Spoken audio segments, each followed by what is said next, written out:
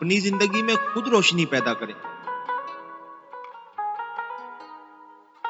क्योंकि तुम्हारे अपने अलावा कोई भी आपका वफादार नहीं। हथौड़े के आखिरी वार से पत्थर टूट जाता है, लेकिन इसका यह मतलब हरगिज नहीं है कि पहले वार बेकार थे। हकीकत बस ये है कि कामयाबी मुसलसल कोशिशों के बाद मिलती है।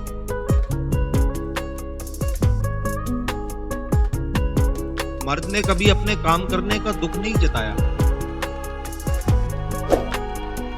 और औरत ने 2 वक्त की रोटियां पकाने को नौकरानी का नाम दे दिया।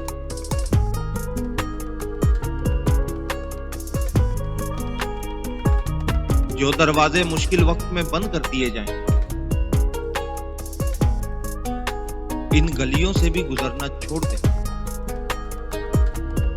चाहे फिर वो कितनी ही खूबसूरत क्यों ना हो।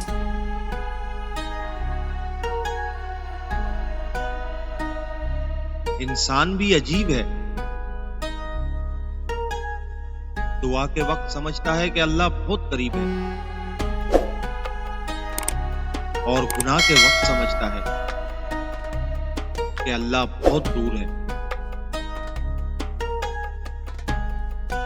शिकायत करने से बेहतर है इंसान खामोश रहे। जब सामने वाले को फर्क ही नहीं पड़ता तो फिर शिकायत कैसी?